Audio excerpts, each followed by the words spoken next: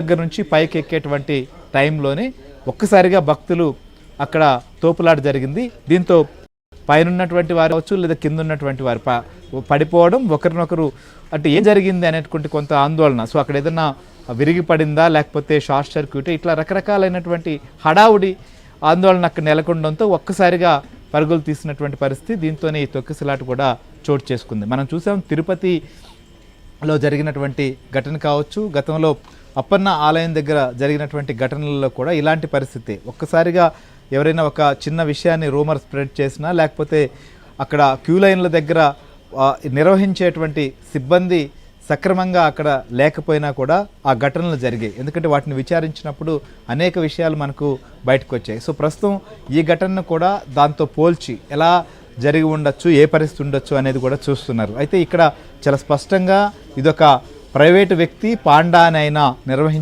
నిర్మించినటువంటి ఆలయం. ఈ ఆలయం కూడా ఇటీవలే పూర్తయింది.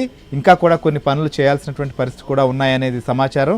సో ఈ నేపథ్యంలో అక్కడ ఒక దేవాదాయ శాఖ కావచ్చు లేదా టీటీడీ లాంటి పెద్ద పెద్ద ధార్మిక సంస్థలు శాఖలు నిర్వహించే విధంగా ఇక్కడ ఏర్పాట్లు కానీ లేదా క్యూ లైన్ల నిర్వహణ కానీ లేదనేది చాలా క్లియర్గా అర్థమవుతోంది. సో ఈ ఘటనకు సంబంధించి కూడా ప్రస్తుతం రాష్ట్ర ప్రభుత్వంతో పాటుగా కేంద్ర మంత్రులు కూడా స్పందిస్తున్నారు. ఈ ఘటనకు సంబంధించినటువంటి విషయం పైన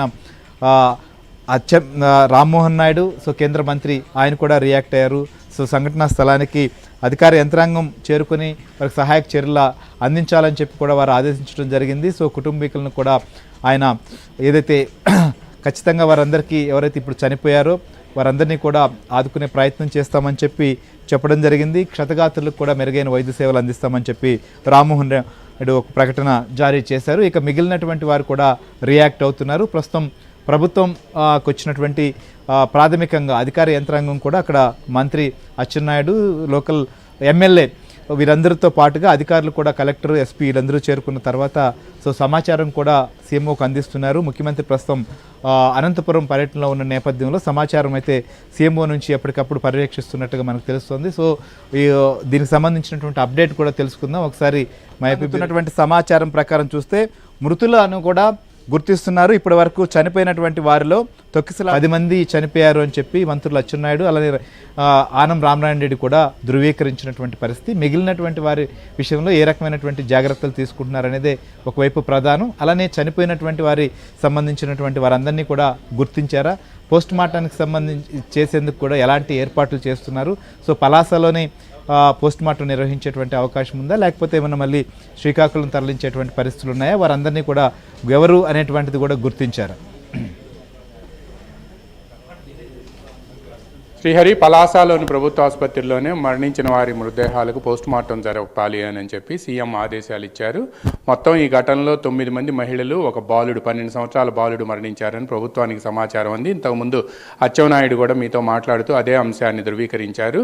ఈ నేపథ్యంలోనే మొత్తం ఈ 10 మందిలో కూడా ఇద్దరికి ఐడెంటిటీ ఇంకా కూడా తెలియాల్సి ఉంది.